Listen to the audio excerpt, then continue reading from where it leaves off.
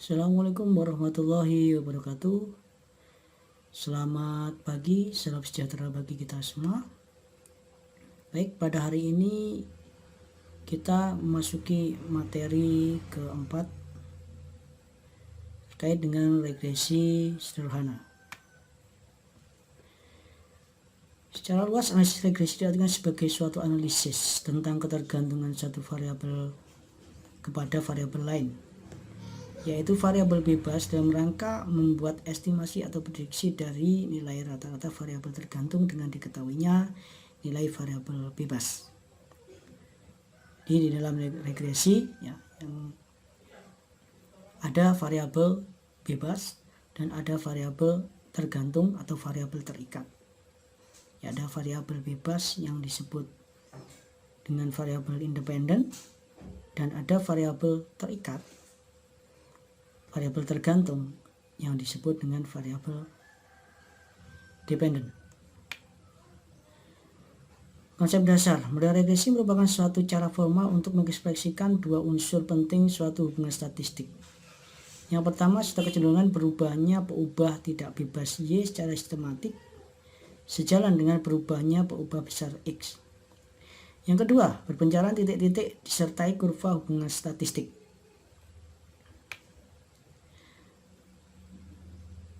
Kedua ciri ini disatukan dalam suatu model regresi dengan cara mempostulatkan bahwa yang pertama, ada suatu rencana peluang peubah Y untuk setiap taraf level peubah X. Yang kedua, rataan sebaran peluang berubah secara sistematis jalan dengan berubahnya nilai peubah X. Jadi perubahan Y yang diakibatkan oleh perubahan X atau perubahan dari Y dependen yang diakibatkan oleh perubahan dari independen X. Bentuk fungsional hubungan regresi. Pemilihan bentuk fungsional hubungan regresi terkait dengan pemilihan peubah bebasnya.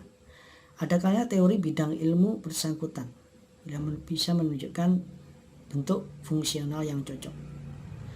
Kedua, teori belajar misalnya mungkin mengindikasikan bahwa fungsi regresi yang menghubungkan biaya produksi dengan berapa kali suatu item tertentu telah pernah muncul harus memiliki bentuk tertentu dengan sifat-sifat asimptotik tertentu pula. Dalam model regresi, dalam membangun model regresi atau model regresi itu harus didasari dengan teori. Teori dalam teori-teori ekonomi yang sudah dipelajari, baik itu dari teori ekonomi mikro maupun teori ekonomi makro. Misalkan dalam konteks teori ekonomi mikro, misalkan C sama dengan fungsi Y, misalkan bahwa pendapatan itu adalah dipengaruhi, konsumsi itu dipengaruhi oleh pendapatan. C sama dengan fungsi Y. C sama dengan fungsi Y. Ini merupakan hubungan yang positif antara pendapatan dengan konsumsi. Jadi ketika pendapatan meningkat, maka konsumsi juga akan mengalami peningkatan. Misalkan lagi, teori permintaan, hubungan permintaan. Dalam hukum permintaan menyatakan bahwa ketika harga meningkat, maka jumlah barang juga akan mengalami penurunan. Ketika harga mengalami penurunan, maka jumlah barang yang diminta akan mengalami peningkatan. Nah, ini memiliki hubungan yang negatif atau berbanding terbalik.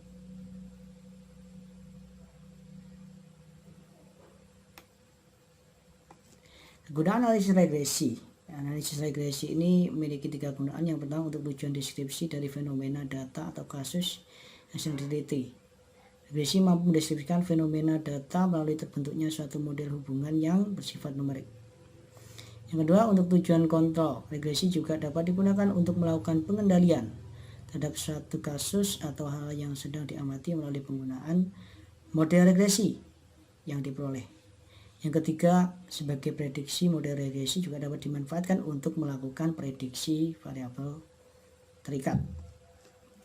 Ini gambarkan di dalam analisis regresi ini nanti dapat digunakan untuk mendeskripsikan ya fenomena-fenomena ekonomi, ya baik fenomena ekonomi makro maupun mikro, ya masalah-masalah ekonomi baik itu masalah-masalah makro maupun mikro. Nah, di dalam regresi ini ada model. Jadi dalam model tersebut dapat digunakan untuk menyederhanakan dari banyaknya variabel-variabel ekonomi yang kompleks, ya itu dapat disederhanakan dengan menggunakan model, ya model. Dalam model regresi tentu saja ada hubungan antara variabel X terhadap variabel Y, variabel independen dengan variabel dependen. Jadi yang perlu diketahui sebelum melakukan regresi harus harus ada hubungan dulu antar variabel tersebut. Nah, ini biasanya di dalam membangun regresi itu memang dasarnya harus dari teori,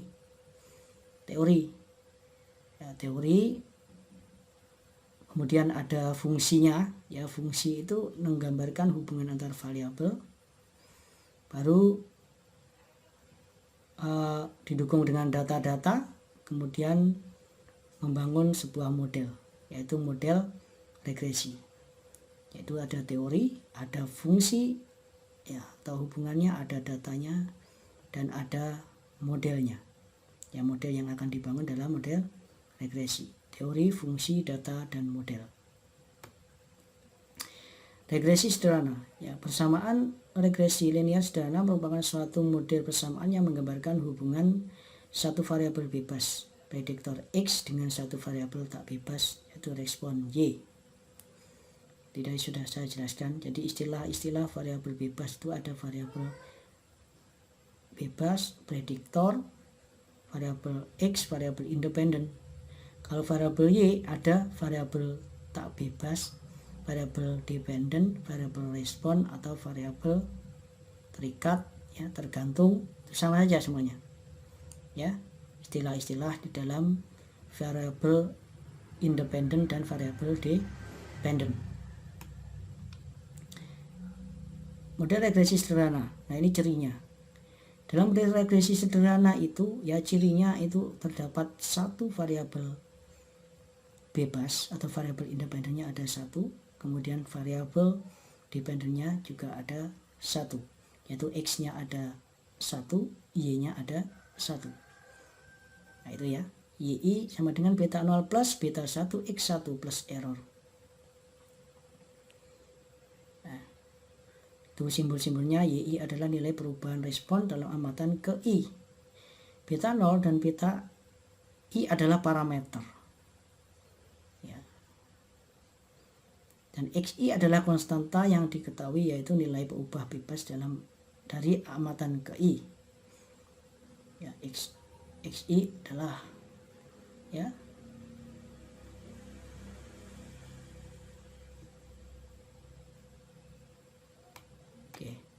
Nih, XI ini adalah variabel bebas I. Kalau beta I itu adalah koefisien, yaitu ada koefisien, beta I adalah koefisien. Kalau beta 0 itu adalah konstanta, ya. Beta 0 adalah konstanta. Nah, XI adalah variabel. Nah, EI adalah error. Kenapa di dalam model regresi itu harus ada error? Ya, karena di sini ya Selain XI itu masih ada variabel-variabel lain yang dapat mempengaruhi YI. Nah, misalkan tadi contohnya misalkan pendapatan, ya. Pendapatan mempengaruhi konsumsi. Misalkan pendapatan adalah variabel X, konsumsi variabel Y. Nah, yang mempengaruhi konsumsi itu bukan hanya pendapatan saja, ya. Yang mempengaruhi konsumsi seorang itu bukan hanya pendapatan saja, ya, tapi masih ada variabel-variabel lain selain pendapatan yang mempengaruhi konsumsi. Makanya di sini harus ada error. Ya. Langkah-langkah analisis dalam uji regresi, yang menentukan tujuan dari analisis regresi linear sederhana. Ya. Yang kedua, mengidentifikasi variabel prediktor dan variabel respon. Yang ketiga, melakukan pengumpulan data dalam bentuk tabel. Yang keempat, menghitung X kuadrat, XY dan total dalam masing-masingnya. Yang kelima, menghitung A dan B menggunakan rumus yang telah ditentukan. Yang keenam, membuat model persamaan garis regresi. Yang ketujuh, melakukan prediksi terhadap variabel prediktor. Itu langkah-langkahnya, ya, ada 7 langkah tersebut, ya. Tentukan tujuannya, mengidentifikasi variabel prediktor dan variabel respon, ya, nanti ditentukan variabel X dan Y-nya dan mengumpulkan data. Oke, balik ke satu itu tujuan ini, ya, tujuannya untuk misalkan pengaruh pendapatan dengan konsumsi, berarti harus mencari data-data yang terkait dengan pendapatan dan konsumsi. Jadi pendapatan adalah sebagai variabel independen dan konsumsi adalah sebagai variabel dependen dan pendapatan adalah variabel independen. Nah, ini harus dicari dan dikumpulkan data-datanya. Nah, kemudian menghitung X kuadrat, XY dan total masing-masingnya. Kemudian menghitung A dan B menggunakan rumus yang telah ditentukan. Kemudian membuat model persamaan garis regresi. Dan yang ketujuh, melakukan prediksi terhadap variabel prediktor atau respon. Nah, ini langkah-langkah ini adalah perhitungan. Kemudian ada yang ke-8 adalah uji signifikansi, menggunakan uji T dan menentukan taraf signifikan. Nah, ini ada 8 ini, ya, yang untuk langkah-langkahnya. Nah, ini uji regresi ini dengan cara manual, ya, menentukan model regresi dengan cara manual. Nah, dalam regresi itu sebenarnya bisa digunakan menggunakan dengan olah data, ya, dengan aplikasi juga bisa, dengan Excel juga bisa, ya, bisa menggunakan SPSS juga bisa, ya. Nah, tapi untuk pertama, ya, untuk awal-awal, ya, untuk memperkuat di dalam teorinya, maka perlu adanya menentukan dengan cara perhitungan secara manual. Contoh kasus. Untuk menganalisis kasus pengaruh tenaga kerja terhadap produksi komputer, hal yang dilakukan adalah menentukan tujuan. Apakah jumlah tenaga kerja mempengaruhi produksi komputer? Nah, ini yang pertama, jumlah tenaga kerja mempengaruhi produksi komputer. Oke, pengaruh, ya, berbicara pengaruh. Tadi di awal kenapa ada hubungan? Nah, hubungan itu sebenarnya adalah sebagai dasar, ya, sebagai dasar teorinya, ya, sebagai dasar teori.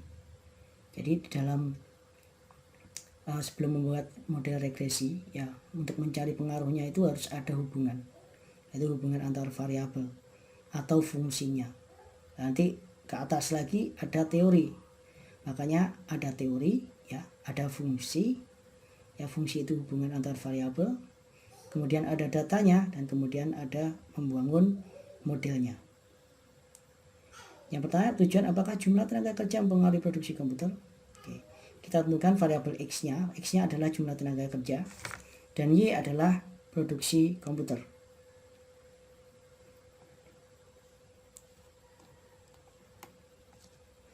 Nah ini ya ada industri A sampai C, kemudian ada tenaga kerja, kemudian ada produksi komputernya.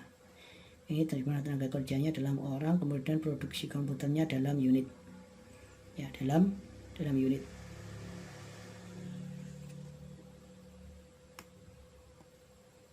Nah, ini untuk membantu ya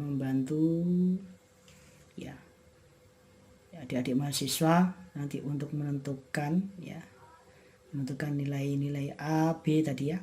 Oke. Nilai konstanta maupun koefisien. Nah, ini ada variabel X, kemudian dikuadratkan X kuadrat, Y kuadrat, dan XY. Ini caranya, sigma dijumlah-jumlahkan aja ya. X-nya, kemudian X dikuadratkan, Y, kemudian Y dikuadratkan, dan X kali Y. Nah, X kali Y dikalikan, kemudian dijumlahkan di sigma paling bawah itu. Ada 4141, kemudian ada 180, 2235, 643, 43495, ya itu dijumlahkan semuanya. Ya, itu untuk mempermudah ya adik-adik untuk menyusun ya atau dikerjakan ya tugasnya.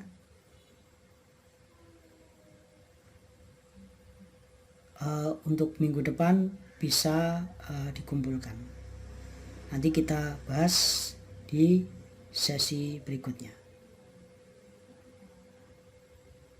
Baik, saya akhiri untuk pertemuan hari ini. Assalamualaikum warahmatullahi wabarakatuh.